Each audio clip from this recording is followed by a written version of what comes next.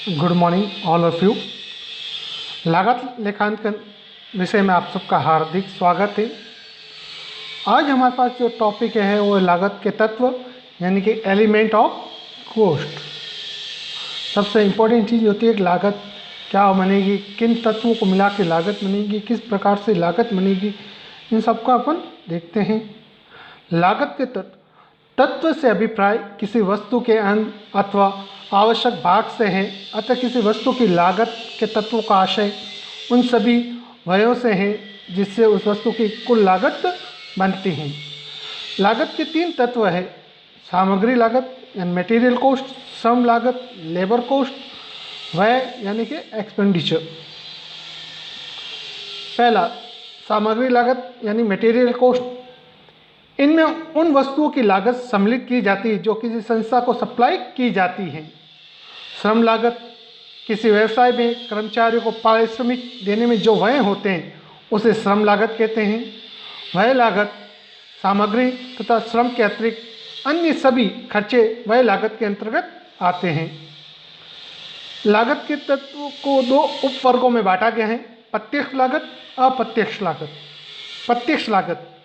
प्रत्यक्ष लागत से आशय ऐसी लागतों से हैं जो किसी निश्चित कार्य, उत्पादन या सेवा के संबंध में सरलता से निर्धारित की जा सकती हैं या किसी इकाई के बारे में बता सकती हैं, जैसे उत्पादन में प्रयुक्त सामग्री, निर्माण में लगे श्रमिक की मजदूरी तथा उसके कोई अन्य विशिष्ट व्यय हैं। प्रत्यक्ष सामग्री के अंदर आते हैं। अप्रत्यक्ष लागत ऐसी लागतें एवं व्यय जो सामान्य प्रकृति के होते हैं, जिन्हें किसी निश्चित लागत केंद्र या इकाई से संबंधित नहीं किया जा सकता है, उन्हें अप्रत्यक्ष लागतें कहते हैं, जिसे भवन का किराया, प्रबंधक का वेतन इत्यादि। लागत के तत्वों का वर्गीकरण देखें तो सामग्री लागत को भी हमने दो भागों में बांटा है: प्रत्यक्ष सामग्री, अप्रत्यक्ष सामग्री। श्रम लागत को भी हमने दो भागों में बांटा है: प्रत्यक्ष श्रम, अप्रत्यक्ष श्रम। व्यय को भी हमने प्रत्यक्ष व्यय, अप्रत्यक्ष व्यय। प्रत्यक्ष यानी पर्टिकुलर किसी चीज़ की सीधा से सीधा उसके ऊपर निर्धारित की जा सकती हैं। जैसे कोई बुक बनानी है तो उसका मेन मटेरियल क्या है? पेपर। वो सामग्री उसके ऊपर प्रत्यक्ष रूप से है, लेकिन बुक को सीलने के लिए धागे वगैरह चाहिए तो ये अप्रत्यक्ष के अंदर है। प्रत्यक्ष श्रम की बात करूँ, जो बुक का बना रहा है मजदूर, सीधा जिसकी कटिंग है, इसके पेपर को जोड़ने इत्यादि का काम कर रहा है, वो प्रत्यक्ष श्रम। अप्रत्यक्ष श्रम जैसे कि हमने कुछ सामान मंगाया था और किसी को मजदूरी दी, या चपरासी हैं उसके ऊपर हमने खर्चे किए हैं, या हमारे जो मैनेजर बैठा है फैक्ट्री का उसको दिए, ये सब अप्रत्यक्ष श्रम के अंदर है। वह प्रत्यक्ष जो प्रोडक्शन से संबंधित ही थे, सीधा इनका प्रोडक्ट्स, जैसे परचेज किए हमने, पेपर है, गम है, बुक लगाने, ये सब प्रत्यक्ष। अप्रत्यक्ष वह हमने बताया था कि कोई प्रबंधकों का वेतन है इत्यादि, ये अप्रत्यक्ष व्यय के अंदर आते हैं। लागत के तो जैसे इसको बनाने के लिए स्टेटमेंट ऑफ कॉस्ट बनाना पड़ता है। उसका क्या है? Statement of cost for the year ending, जो भी है 31 मार्च 2020 जैसे, या 31 दिसंबर 2020, जो भी हमें डेट दे, जिस डेट का भी मनाना है उसको लिख देना है। कैसे मनाएंगे? सबसे पहले आएगा हमारे पास डायरेक्ट मटेरियल, डायरेक्ट लेबर और डायरेक्ट एक्सपेंसेस। इन तीनों की जो जोड़ होती है वो हमारी कहलाती है प्राइम कॉस्ट, यानी कि मूल लागत।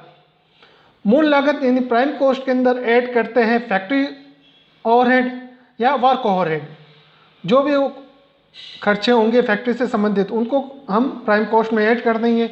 तो जो हमारी क्या बन जाएगी? ये फैक्ट्री कॉस्ट बन जाएगी या वर्क कॉस्ट बन जाएगी। वर्क कॉस्ट के अंदर ऐड करते हैं हम एडमिनिस्ट्रेटिव या ऑफिस ओवरहेड। जब ऑफिस ओवरहेड को वर्क कॉस्ट में ऐड कर दिया जाता है तो ये कॉस्ट ऑफ प्रोडक्शन बन जाती हैं। कॉस्ट ऑफ प्रोडक्शन के अंदर यदि ऐड करते हैं सेलिंग एंड डिस्ट्रीब्यूशन तो ये हमारी टोटल कॉस्ट बन जाती है। टोटल कॉस्ट के अंदर यदि प्रॉफिट ऐड कर दें हम तो वो हमारी सेल्स बन जाती है। तो इस प्रकार से कॉस्ट ऑफ स्टेटमेंट बनाना है। जैसे हम एक क्वेश्चन देखें हमारे पास, उससे पहले कुछ इंपॉर्टेंट चीज़ है वो ध्यान रखनी। यदि क्वेश्चन के अंदर डायरेक्ट मटेरियल दे रखा है तो वो सीधा अपन ले लेंगे प्राइम कॉस्ट में। लेकिन यदि हमें रॉ मटेरियल का ओपनिंग और क्लोजिंग बैलेंस दे रखा है, उसके अलावा परचेज की डिटेल दे रखी है, ऑक्ट्रॉय दे रखा है, इनवर्ट दे रखा है, कोई आउटवर्ड एक्सपेंसेस दे रखे हैं, यदि इस संबंध में कुछ चीज़ दे रखे हैं तो हमें पहले मटेरियल कंज्यूम निकालना पड़ेगा। और जो मटेरियल कंज्यूम होगा वही डायरेक्ट मटेरियल होगा। मटेरियल कंज्यूम निकालना आपने 12th क्लास में सीखा होगा, यहाँ पे भी देखेंगे हम किस प्रकार से निकालेंगे। दूसरा, यदि प्रश्न में WIP यानी वर्क इन प्रोग्रेस का ओपनिंग और क्लोजिंग बैलेंस दे रखा है तो उसे वर्क कॉस्ट में ऐड और लेस किया जाएगा। यदि प्रश्न में फिनिश गुड्स का ओपनिंग और क्लोजिंग बैलेंस दे रखा है तो उसे प्रोडक्शन कॉस्ट में जोड़ा जाएगा और प्रोडक्शन कॉस्ट फिर क्या बन जाएगी, कॉस्ट ऑफ गुड्स सोल्ड बन जाएगी। यदि फिनिश गुड्स की सूचना नहीं दे रखी है तो production cost he cost of goods sold बन जाएगी।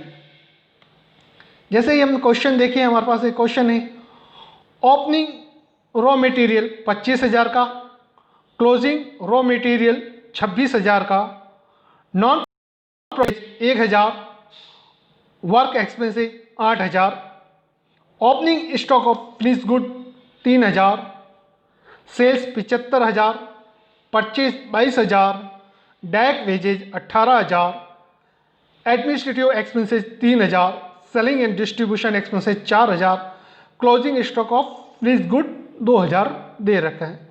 प्रश्न अपन सॉल्व करें, statement of cost for the year ending जो भी है वो दे देंगे अपन।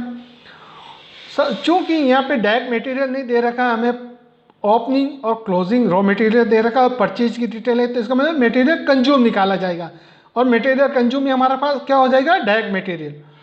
ओपनिंग रॉ मटेरियल 25,000, इसमें ऐड किया परचेज 22,000, लेस किया क्लोजिंग और रॉ मटेरियल, तो इस प्रकार से डायरेक्ट मटेरियल यानी मटेरियल कंज्यूम आया हमारे पास 21,000। इसके अंदर ऐड किया हमने 18,000 डायरेक्ट वेजेज, तो कुल मिला के 39,000 हमारे पास आ गया बैलेंस। 39,000 हमारे क्या बन गए, प्राइम कॉस्ट यानी मूल लागत। यदि डायरेक्ट ओवरहेड भी दिया हुआ होता तो हम इसको भी ऐड कर देते, तीनों को मिला के हमारी मूल लागत बनती यानी प्राइम कॉस्ट आती। हमने क्या कहा था, प्राइम कॉस्ट के अंदर ऐड क्या करना है, फैक्ट्री या वर्क ओवरहेड। चूँकि हमारे पास ये वर्क ओवरहेड क्या दे रखा था, नॉन प्रोडक्टिव वेजेस यानी जिसका प्रोडक्शन से संबंध नहीं था, वो फैक्ट्री के अंदर आ गई 1,000 रुपये। वर्क एक्सपेंसेस 8,000, टोटल ये हो गए 9,000 जो हमने बाहर बताया नेक्स्ट कॉलम के अंदर। इस 9,000 को जब हमने प्राइम कॉस्ट में जोड़ते हैं तब फैक्ट्री कॉस्ट हो गई हमारी 48,000। जब फैक्ट्री कॉस्ट आ गई उसके अंदर ऐड अपन क्या करेंगे, एडमिनिस्ट्रेटिव या ऑफिस ओवरहेड। एडमिनिस्ट्रेटिव एक्सपेंसेस अपने पास 3,000 रुपये दे रखे, इनको ऐड अपन ने कर दिया फैक्ट्री कॉस्ट के अंदर, तो अपने पास 48 + 3 51,000 कॉस्ट ऑफ प्रोडक्शन हो गई। क्योंकि यहाँ पे अपन को फिनिश गुड की डिटेल भी दे रखी है तो उसको भी ऐड लेस करेंगे, नहीं तो कॉस्ट ऑफ प्रोडक्शन ही कॉस्ट ऑफ गुड सोल्ड बन जाती। Opening stock of finish good अपन ने ऐड किया, less closing stock of finish good less किया। किसके अंदर ऐड लेस किया अपन ने इसको ऑफिस कॉस्ट या कॉस्ट ऑफ प्रोडक्शन या एडमिनिस्ट्रेटिव कॉस्ट, उसके अंदर ऐड और लेस किया फिनिश गुड को, तो कॉस्ट ऑफ प्रोडक्शन आ गई हमारी 52,000 रुपये। कॉस्ट ऑफ प्रोडक्शन के अंदर ऐड किया हमने सेलिंग एंड डिस्ट्रीब्यूशन ओवरहेड जो हमें दे रखे हैं 4,000 रुपये सेलिंग एंड डिस्ट्रीब्यूशन एक्सपेंसेस के, तो 52,000 + 4,000 टोटल कॉस्ट हो गई 56,000।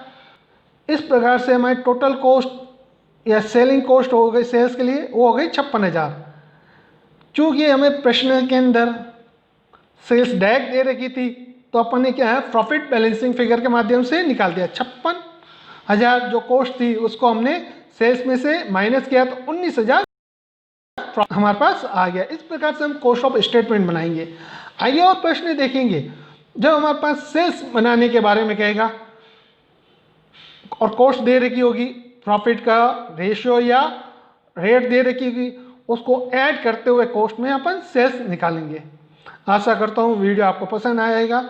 लाइक और सब्सक्राइब करना नहीं भूलें। हमसे कंटिन्यू जुड़े रहिए। अगले वीडियो में आपको और नए मेथड से बारे में बताया जाएगा। धन्यवाद। Thank you.